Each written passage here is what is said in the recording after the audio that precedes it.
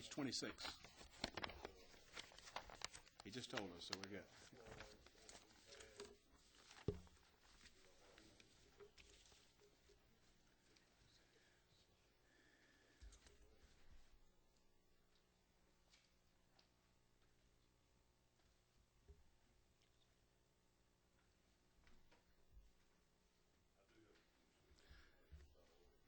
Thank you, sir. My name is Mike Fowler, Deputy Commissioner, Department of Defense. General Porteous apologizes for not being here. He's attending a governor's customer service summit, a command performance of sorts. So, with me is Ross Freilich, our finance director. Either he or I would be your contacts within the department. Welcome calls or questions from anyone. The changes in the 06 budget are fairly straightforward and simple. You are all aware, I think, that the Air Force program at Warner Robins is in a growth mode. When we shifted from the B-1 program a couple of years ago to the J-Stars, that unit will eventually be about 3 times the size of the old B-1 program. That continues to evolve and grow. The understanding with the Office of Planning and Budget and with the General Assembly has been that in the supplemental budget we adjust the Air Guard match requirements for federal programs. I think you're aware that the state has responsibility for matching in the Air Guard of 25% of the utility requirements of units and 25% of the cost of maintenance personnel. All of the costs are borne by the feds. With the Air Guard being basically 2 bases, the agreement is that we'll make the adjustments in supplemental once we are aware of the federal budget requirements. The federal budget is never ready before October 1st, and many times long after that. And once we get notice of what the growth and the match requirements will be at the air bases, then we come in and make adjustments in supplemental. The Army is a much larger program. We're able to adjust better within the year with the 2 fiscal years being off sync. So the only increase you see there is an increase of 100,000 state dollars, matching another 300,000 federal dollars for increased cost at Warner Robins. I hope that would be a routine change. There's one other point I'd like to make, and I won't take too much of your time, but one of the problems that we are having as an agency right now is working with our federal partners in that the military is going through a transformation in a couple of different ways. One, transformation within the Army itself, which is obviously affecting our military side and the Air Guard. But at the same time, a transformation to a Joint Forces headquarters. Now that's changing on the run a lot of our cost structure within the agency. In the 07 budget, you're going to see several positions being changed from federal funding to state funding, and some from state funding to federal funding, some being eliminated. And that's basically due to the blending of Army and Air and state command structure. The problem with that, for instance, a very essential element within our agency, the Director of Joint Operations, which is basically civil support, the elements we provide for help within the state in emergencies, is moving from federal funding to state funding, that and his staff. Now, we've had to make internal changes in supplemental. You don't see the request here, that we didn't know about it in time to actually involve and insert the request. We're making changes in-house. To accommodate this, we're having to eliminate our civilian information officer, which is a problem for us, but something we're doing internally. We're not looking for additional dollars for that. We're just telling you that it's requiring a lot of changes on the run. What we're asking is for you to consider in the supplemental, and certainly in the 07, collapsing our program budgets into a single program budget for the department while we go through this transformation. It's very difficult for us to make moves with the federal and state years, budget years being out of sync. The ability for us to know in time to come to fiscal affairs for changes is difficult. Many of the federal changes and the ability to leverage federal dollars occurs in late September with very little notice, and without the ability to move money among programs, it very much limits our ability to claim additional federal dollars or to fund programs that we otherwise would desire to do. I'll answer any questions about that, but you'll see it in the supplemental as a formal request. We would ask you to consider doing that earlier. Yes, sir.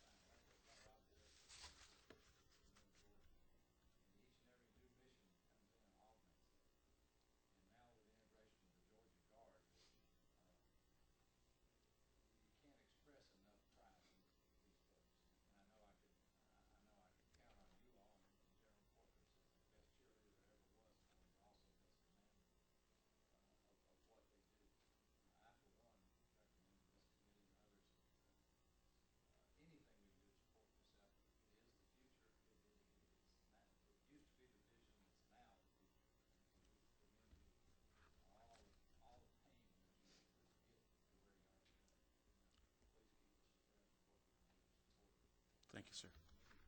Thank you for coming. Thank you very much. Any questions we can answer? Thank you, sir. Appreciate it. Mike mentioned one thing, and I need to tell you, we schedule this hearing, the governor, his infinite wisdom, scheduled during the legislative session for all the agency heads, customer service for yesterday and today. And he should have known better, I'll just put it that way.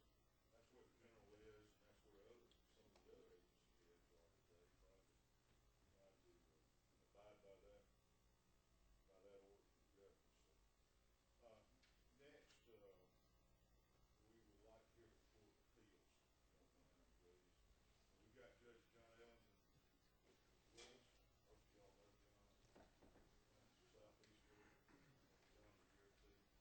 He's here. Bill Martin, clerk, Jan Kelly, budget director. And I also have given you, you've already gotten a handout on the compensation comparisons, and I'll also have this afternoon for the meeting again additional information to give you again.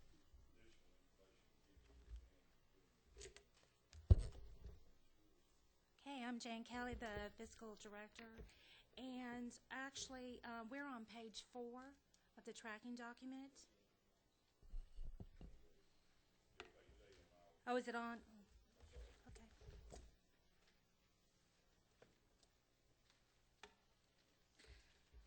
The first item we have as an enhancement, and I actually have some additional information that breaks that down a little bit.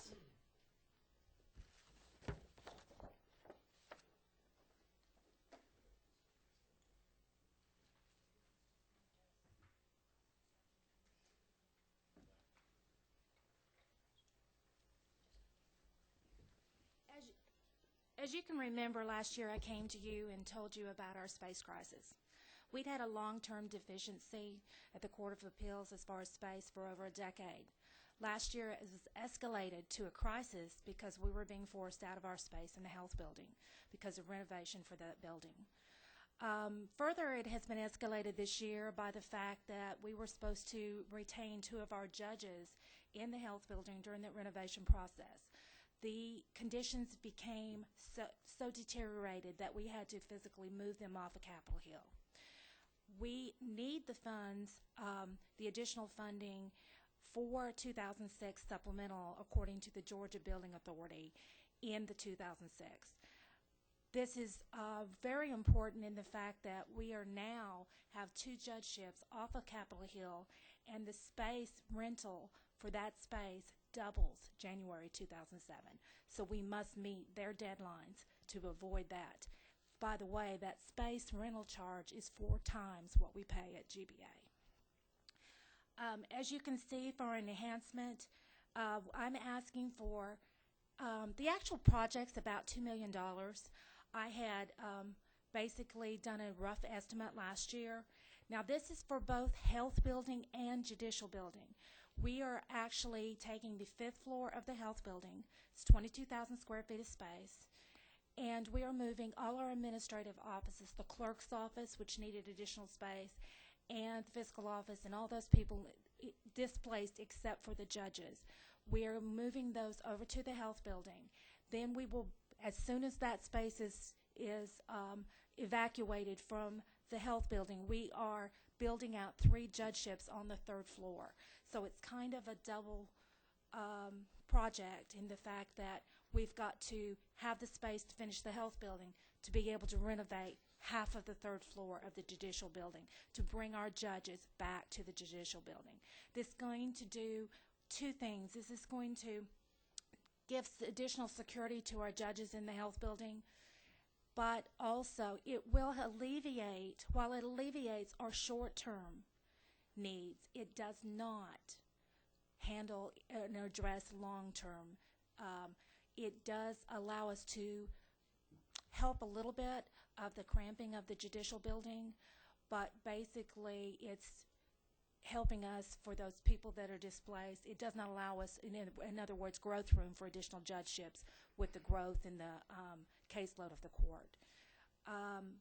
This is an immediate need, though, and it does answer all of our short-term problems. Is there any question on that $1 million request? We're all agree with Okay, we get all the judges back together. right. Yeah, it's very, problematic to have paperwork flowing and don't have the judges in It's very hard.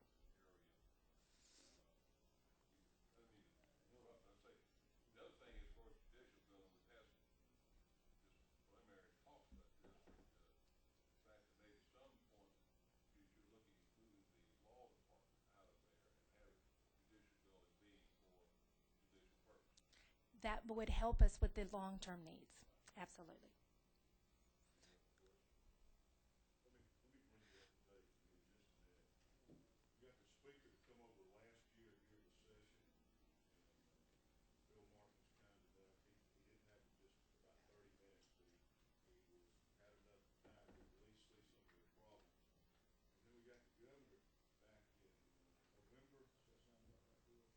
Yes. To come over and go through the judicial building and look at the problems that public appeals has, and they have some, we need to take a field trip. Y'all would be amazed at how some of the working conditions are. And there are two of the judges that said that they need the equitable building.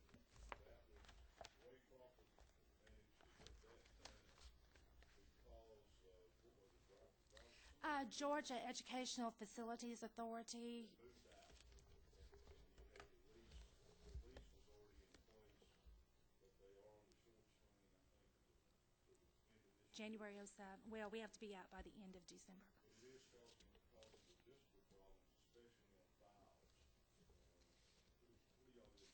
Transporting files a couple of We're a couple times a day, files, and just to maintain the facility, the additional workload, the filing records, the courses, the judges coordinating with each other. That's only a portion. They're not even on the same panels, so that is very inconvenient. It's quite been a challenge for us to be able to do that. What's your time frame of getting the work completed to that?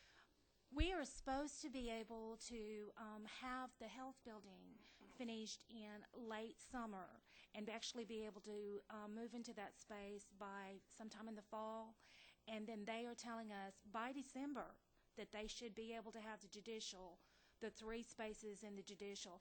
The clerk's office is fairly open space, so it's not quite as major renovation as the health building to be able to move that and move those judges in. We're hoping by January. Right. If anybody desires to go look at it, if you'll call, I'm sure they'll be glad to take you through and show you their problems. The portion that I gave you of information on the thing, that's just the portion on the construction that I've asked for in the '06 budget. The additional amount that I really don't need till '07, moving cost, and the additional loose equipment costs that go along with that construction cost have been moved to the '07 budget. So this is the portion that GBA is saying that they require. They've actually got it in a line item being 1.126.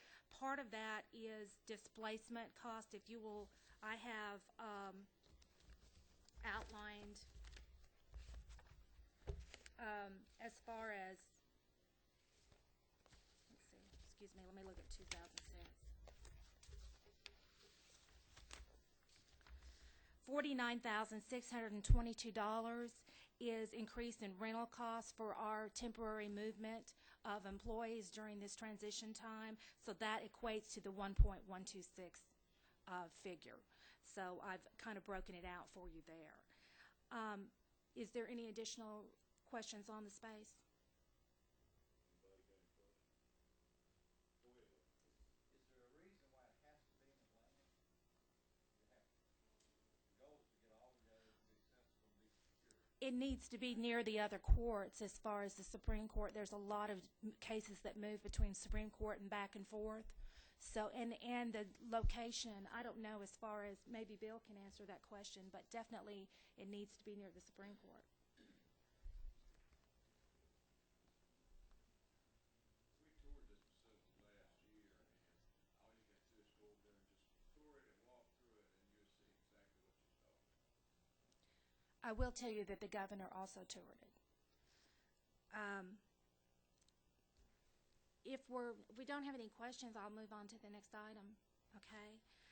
The next item I have, it's actually number 1 on my list, which is additional funding for computer charges to meet projected expenditures.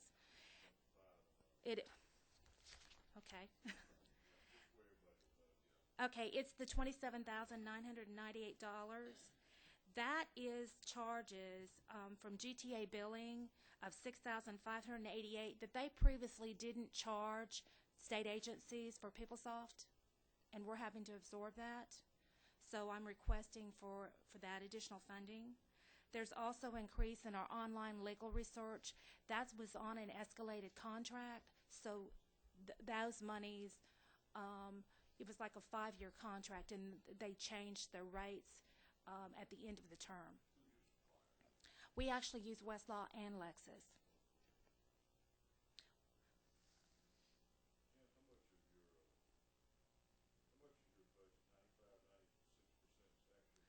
It's at about 91%. And of that additional amount, you realize out of operating, about 5% of that is fixed cost, rent, and those type of things that you just really don't have any choice of. So therefore, we only end up with about a 4% of being able to put off supplies, repairs, those type of things. That the online legal research cost was $7,745, an increase. And then the computer charges, the Novell license for our computer software actually had gone up. And so that's the total of the $27,998.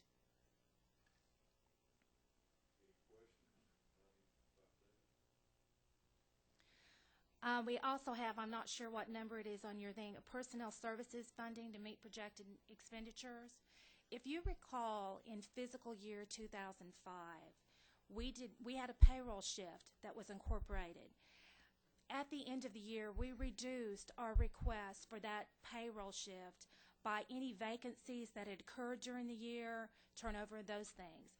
I actually am under my projection of what meeting my needs for this year by that amount. And that's not increasing any positions that are unfilled. That's just with the current people on board. That's $15,814.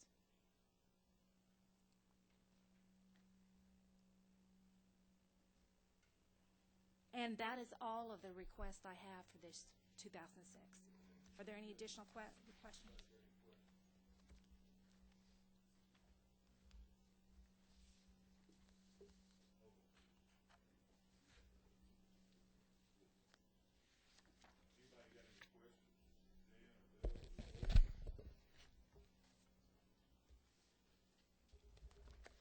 Thank you. Thank you very much. Thank y'all for being here. Before we get to AFC or any events,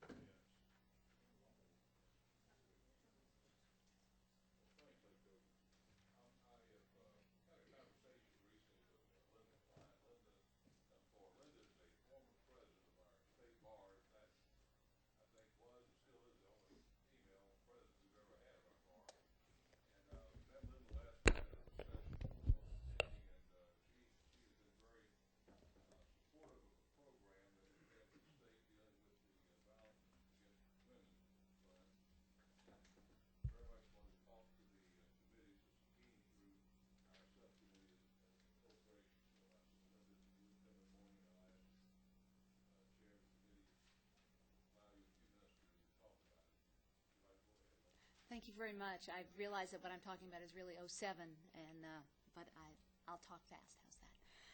I am here to talk about the proposal to move the administration of the funding that brings lawyers to help the poorest women and children who are the victims of domestic violence. And the proposal before you, I believe, is to move that money from the Judicial Council to the CJCC. And the only qualification that I bring here today that I'd like to mention to you is that I was the only woman, the first and like the last woman to serve as president of the state bar. And this all came up. I'm not a domestic lawyer. I've never handled a divorce case in 25 years of doing this. But when I was elected secretary of the State Bar, the first woman elected, it made the rounds in the newspapers all over the state. And I started receiving phone calls that literally changed my life. They were from women who said that they had been abused in their marriages, that their children were affected by it, and they could not get lawyers to help them because they were just too poor. And I asked them about legal services, and they said that they had tried, but the waiting list was just too long to get a lawyer to help them.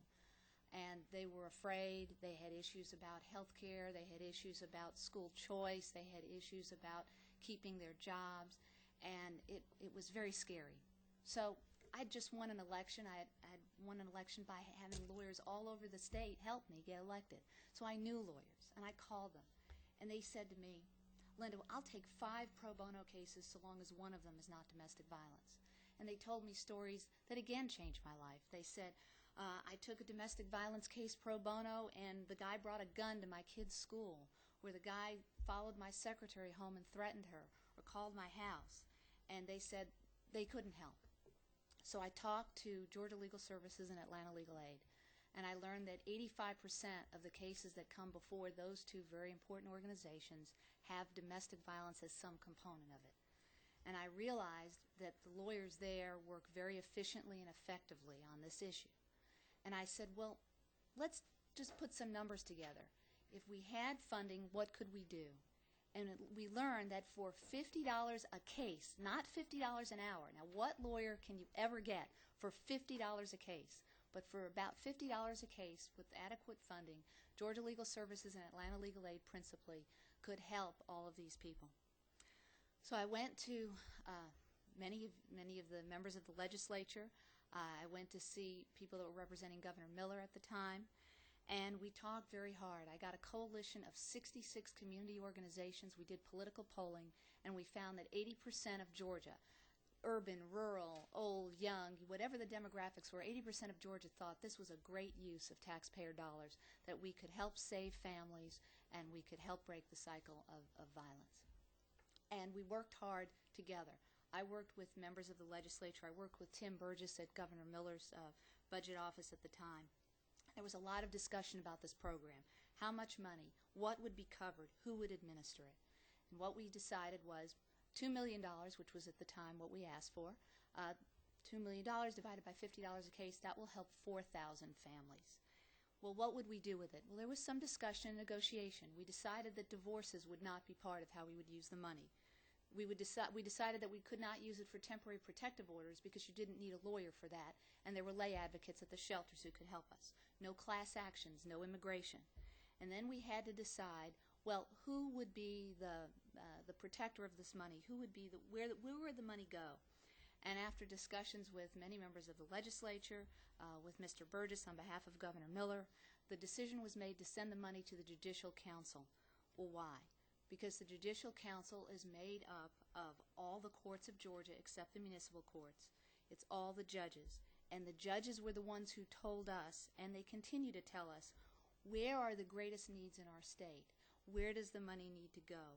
They know what types of cases are coming before them and what kinds of lawyers are available and what the poverty population is in their area. The judges are the best qualified to distribute this money.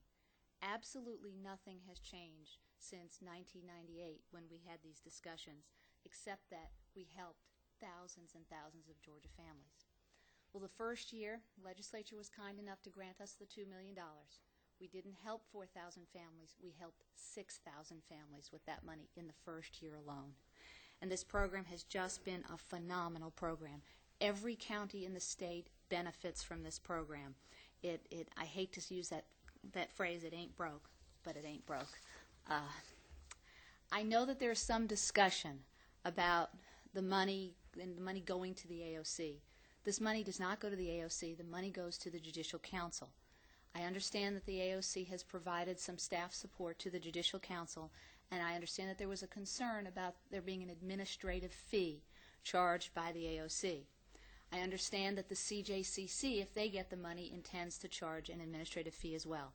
I am here to tell you that as chair of the Lawyers Foundation of Georgia, that is the charitable arm of the State Bar of Georgia, we will assure that the support is given to the Judicial Council at absolutely no charge, so 100% of the money will go to the indigent victims of domestic violence through legal services programs and the lawyers who can best help them.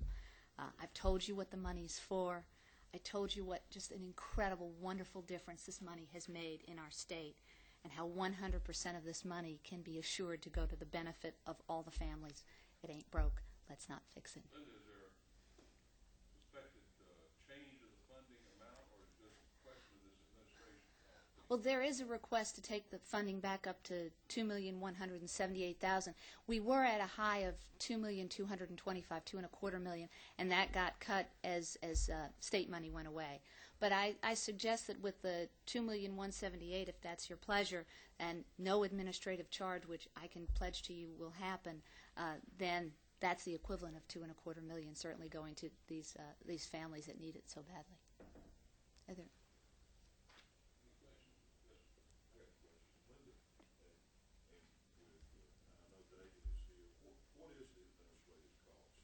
It's 4% at the AOC is charging. It's about $80,000 a year, and that has provided staff support to the Judicial Council at the request of the Judicial Council. Now, did I hear you say that the foundation is willing to absorb that? Well, the foundation is going to provide the service for free, using volunteers or. The administrative cost at AOC.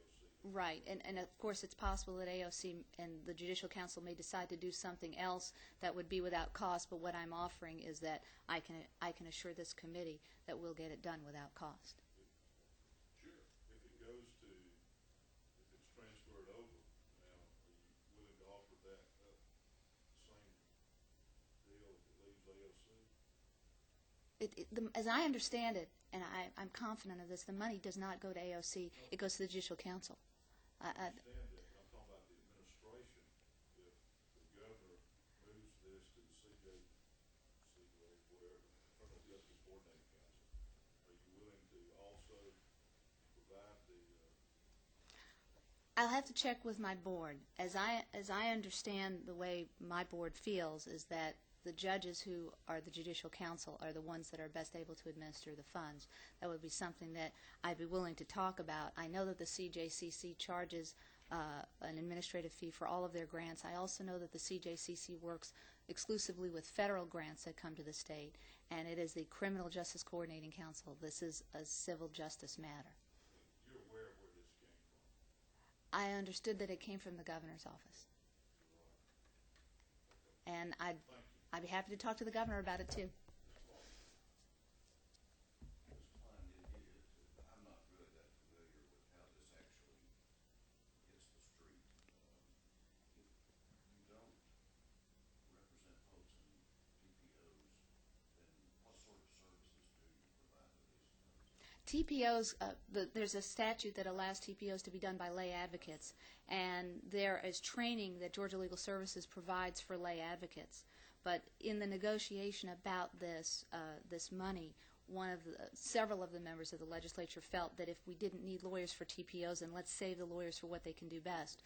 Access to health care is a very big issue. Housing issues, after there's domestic violence, there are eviction issues. Issues involving school choice. When you're the victim of domestic violence, I learned that you have the right to either stay in your school or go to a different school, even though you're living at an undisclosed location, which is a shelter. Job support. Sometimes women who are victims of domestic violence have attendance problems while they're dealing with their health care and other issues. And these are the types of issues that lawyers who are schooled in poverty law can do very quickly and efficiently. Any other questions? Thank you very much, and I'm glad to come back if I can help. Thank you. Next, indigent defense.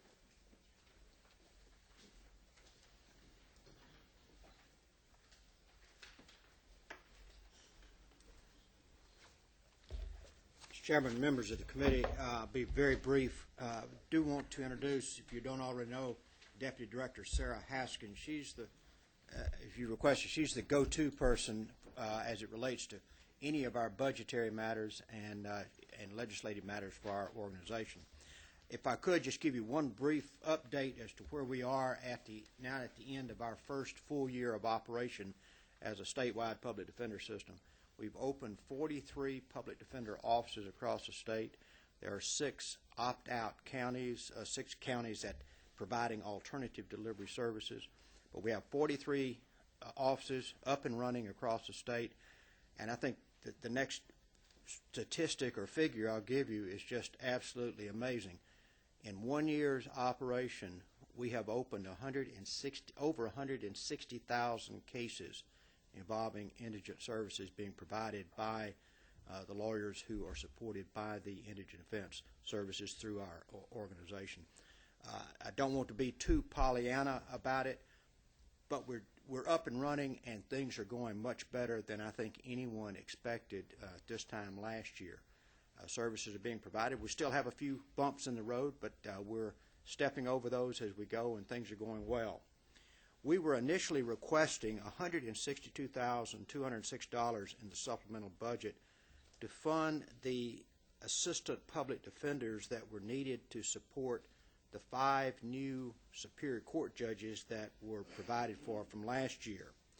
However, due to a lag time in getting the opt-out counties funded, and quite frankly, due to some extremely hard work by Sarah Haskin, we've been able to absorb those additional costs that we expected to have to incur in the 06 budget.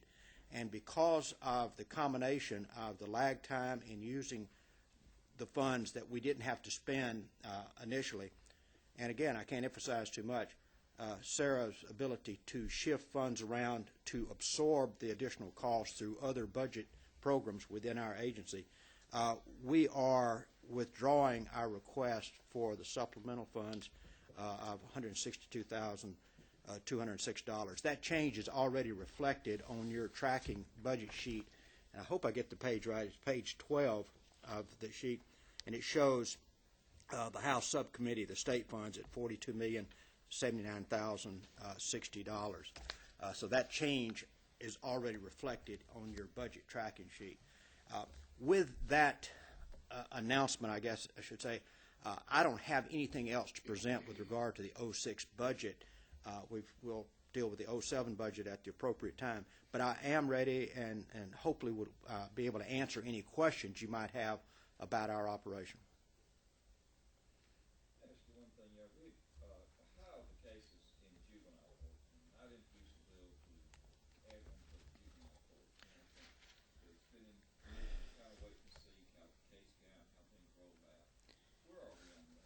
We're still really struggling to provide the juvenile court services. We're using attorneys that would normally be providing services in the superior courts to handle those juvenile court cases.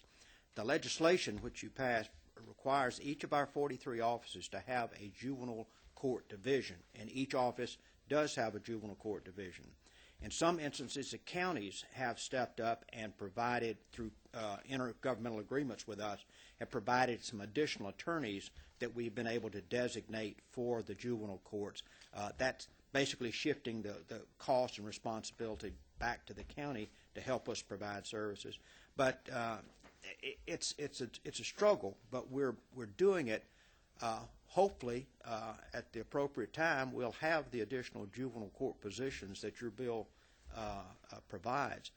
But until that happens, Sarah just handed me, right now, we've opened 21,252 juvenile cases. So it's significant. Out of that 161,000, you can see the numbers of juvenile cases that we're handling. But right now, we're handling those with existing personnel and personnel that we're contracting with through the counties. I hope that answered your question. That's something I think we're going to need to look at as this evolves.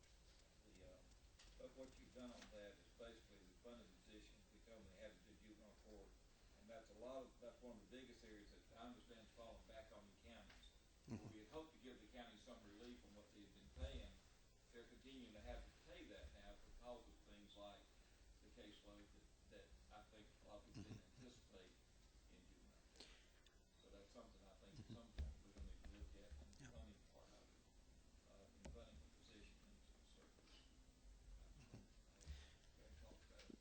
Mr. Chairman, I'm sorry, may I follow up with my response? Just very briefly. It's absolutely critical when the appropriate time comes and we can get funding for this. Juvenile defendants deserve specialized attorneys. It is an area of the law. Those of you who are lawyers on the committee know that juvenile cases require special expertise, special training. It's very difficult for those like myself who spend all their time in Superior Court to step down and do work in the juvenile courts. It is a specialty within criminal defense itself, and at some point we hope that the funds will be available for us to hire the specialized attorneys to staff those juvenile divisions in each office. I want to go into something like and I talked to Sarah, she's going to try to get into. We've got on the books, the indigent client is to pay a $50 fee. The number of cases you're talking about, I'm putting in my head, $50, if it were in fact collected, would be a substantial amount to help fund the program. Could well take care of what you're talking about is the juvenile side of it. And I saw some figures from Sarah that show like for Fulton County reflected $1,000. From Howard, Georgia reflected $12,000. I think, why are we having this inability? And I know we should be putting on the judges to do it. Do we have something that your office is setting up or can set up that would be a mechanism to help better do the accountability of these individuals as they come through and have the payment of $50? If not, let's get it off the books. Yes, sir. Mike, you want to answer that or can answer that? I think, again, there's legislation that will allow, there's two or three approaches that we're taking. One, we're trying to do a better job with the circuit public defender offices of training and making sure that they're doing the things they should be doing to collect that $50 fee. It's a sea change in attitude, quite frankly, that we're having to deal with, and Fulton County is a good example. I've just finished issuing a 48-page report about the operation of the Fulton County office. And one of the criticisms that I raised about the operation of that office was the failure to collect the $50 application fee. So we're approaching that internally with additional training. And quite frankly, we're slapping some wrists and saying you're not doing your job and you need to do it.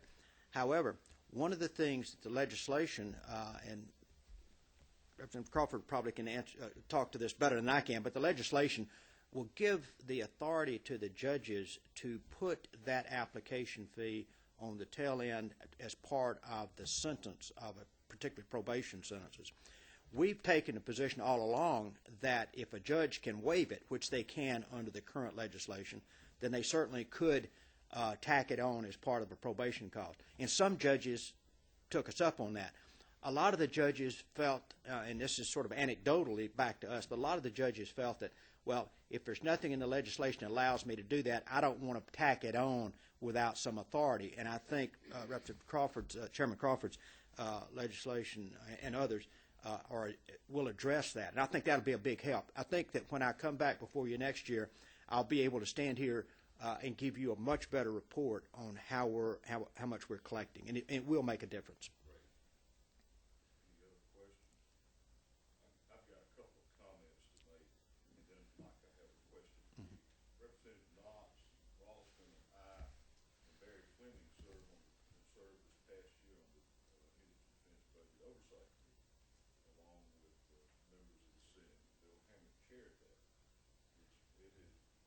I will tell you from a personal standpoint, I've not been able to make all of the 6 meetings. I think I've made 4 or 5 of those 6 meetings. I've learned a lot about their budgeting process.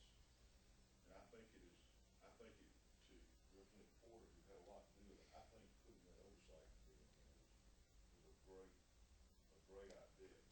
And meeting as often as we do, even though it's inconvenient, has meant, I think, a lot to indigent defense also for some guys. Now, having said that, let me tell you a couple of the problems to the committee about the $50. We've got some of the public defenders in the audience today. That 2 things, public defenders don't like, they're not bonded. There's no other place in state government in the judicial branch where somebody's paid what would be county or state money to who's representing them. So that's been a somewhat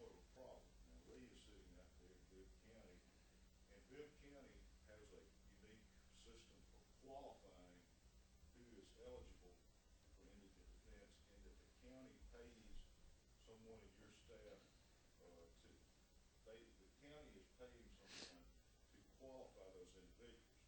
You take my circuit does not, and most of your circuits, do not qualify, do not have a process for anybody to look at that application. If I walk in and I say I'm indigent, they represent me. So what we've got some legislation we've been working with indigent defense on that will change that to the chief judge in each circuit would set up a mechanism in each county to qualify the individuals. Now, to qualify them is only to review and to make that determination if they're indigent or not according to the standards that indigent defense, that have adopted. Now, as of now, their rules and regs or their standards say you can be up to 200% of the poverty level and qualify. That was not put in the statute. That was left up to the council and the rules and regs. This legislation would cap that at 150%. Now, that has come back as a recommendation from most of the public defenders in the state. Felt like that was too high, 200%. And it would cap it at no more than 150%. Now, indigent defense doesn't, public defenders council doesn't necessarily like that. Indigent defense council, they don't like us putting it in the statute, but what that does, it would move with the poverty level, and it would give the legislature, because of this budgeting process, a little bit more oversight on those budgets. And it would, I believe that you will see that it will cut down on the number of cases that they're handling. And I'm not here trying to put them out of business. The only thing I'm trying to do is make sure that who needs representation gets it, who can afford it, pays for it.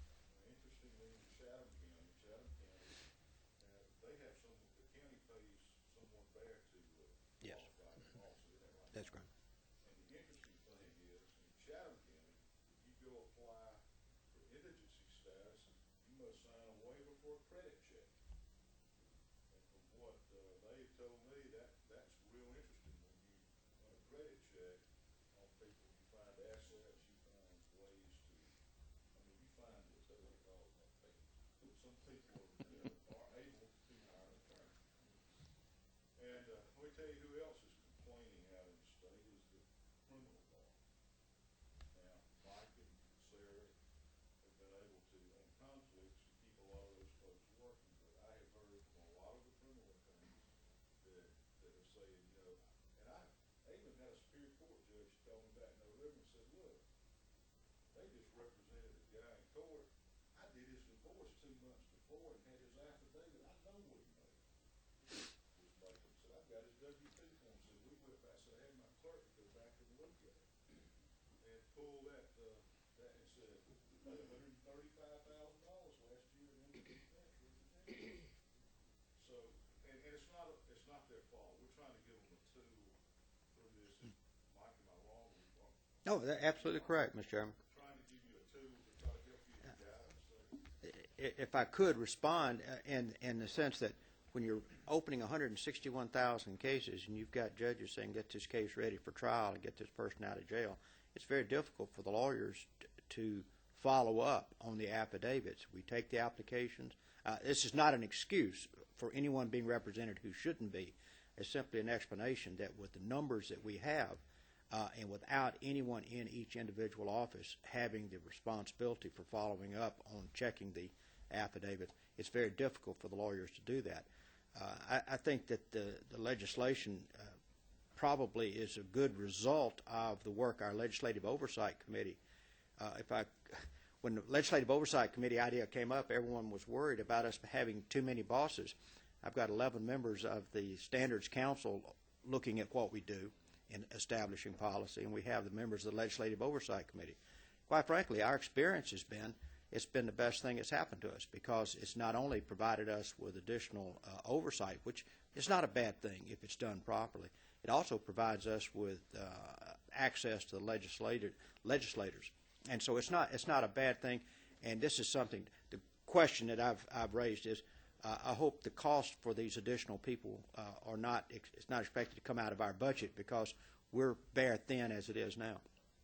Let me make one comment. Some people don't have to leave to go to rules. We're gonna try to meet during lunch.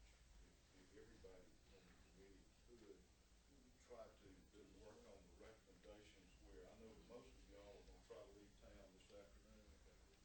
Yeah, I know you do, and that's why I will get with y'all on the floor and see if we can find somewhere to meet during lunch to try to work with the budget analysts to try to come up with some recommendations where everybody can get out of town in a hurry. One other thing I want to mention too, or ask Mike, on the, working with y'all on interest, and I know Representative Knox has got a question. As soon as I ask this, then we'll get to his. Looks like the whole committee's gonna leave us for dead. Everybody's on rules. I know where our friends are. Anyway, by using some IOTA funds, whatever it is, and interest on a lot of these trust accounts, and with some jail fees, sheriff's office, aren't you possibly going to have some possible lapsed money in this 06 budget? Possibly. Possibly. But in so doing, if you give up some of this money, you're gonna need some additional money back in 07, if I understand it right. Absolutely, Mr. Chairman. We are absorbing by using those funds and shifting them around from IOTA and the clerks and sheriffs. We'll be able to live within the budget as the funds are collected. My concern, and I think Sarah's concern, is also that when we come back in the 07 budget and in future budget, that y'all will look at that reduced budget as our continuation budget, and it really wouldn't be fair to expect us to continue operating on the budget that we're using absorbed funds and things, because we need the $42 million to operate on. We're absorbing some costs, making some cuts now because of the exigency of the budget now. But we're hopeful that y'all will realize that that's not our continuation budget, and when we come back for the 07 and 08 budgets, that you'll recognize that we made those cuts, not that that's what we have to live on every budget year. So that's my response to that. We've gone back and forth on this, and I'm not sure I'm clear on it, and I'm just because I'm interested in the program in general. But is it the case that y'all really want to be responsible and involved in collecting that fee, or would you just assume somebody else did it and just make sure you got it? We want to be a part of the process of collecting the fee. However, I'm not sure that we're the best agency or the best parties to this whole process to do the collection. We're the first responder, if you will, to these individuals. Right now, simply logistics of keeping track of $50 application fees is amazing, because we can't take cash. I mean, it just, that would not be a fiscally responsible. We require the individuals to give us a money order, and then the money orders are batched and given to the clerks and sheriff's fund collectors.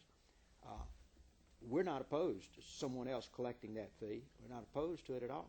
A lot of those people don't even have it. I mean, if they're in jail, which is often the case, they don't have $50. They got picked up on the street with, a crack pipe and something else in their pocket. They don't have any cash. They just spend it all. And so, it seems to me like that's, I don't know how much of a distraction it is, but it seems like it'd be a fairly big distraction from the goal and Of representing. Yeah. If the legislature allows or gives the judges some direction that it should be tacked on as part of the probation cost, I think that you'll see a very large increase in it being collected, and it's probably being collected at the right point, because someone gets out of jail, put on probation, they get their job, then they can take out of their first paycheck that $50 fee to pay for the public defender services. Did I answer your question, Representative Knox? Yeah, I think it's hard to do that. Some of those people are not going to be eligible for one thing, and they still owe you the application fee, and how you going to get it from them? Right. Anything else, anybody?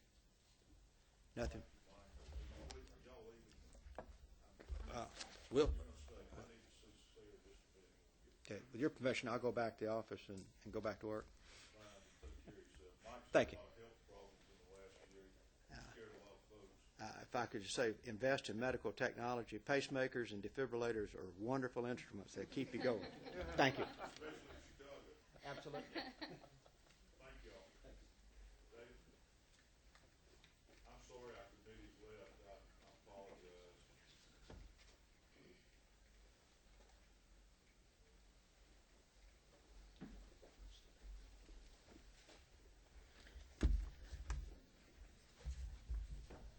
Okay, yeah, okay.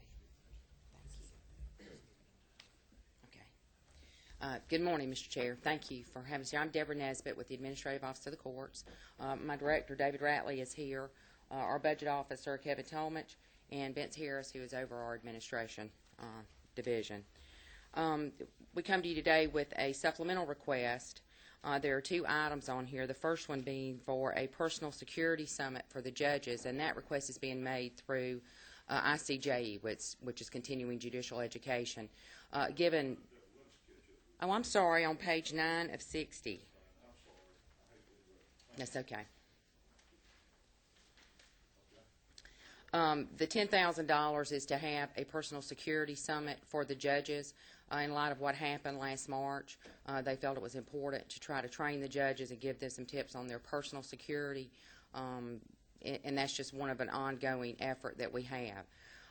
The second item is $121,206.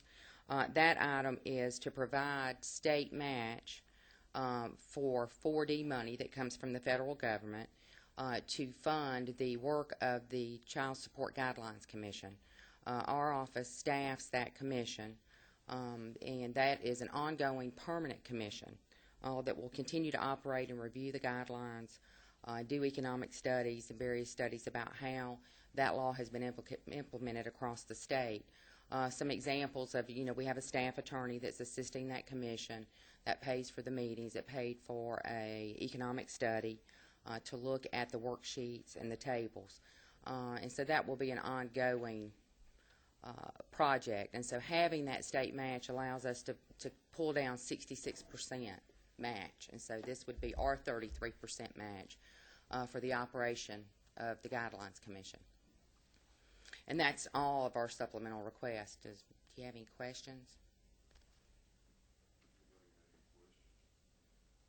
I know we've had some ongoing conversations on some matters. I do know when we get to, for the committee's sake, when we get to the 07, we're going to spend a good bit of time with AFC to try to help them on. I will tell you what I have asked them to do, just for being honest. I've asked them to look at any cuts, and we're going to ask the rest of the judicial the same thing. Any cuts that they could absorb or could be threatened with, basically, to put them in a priority order from them to a priority for us.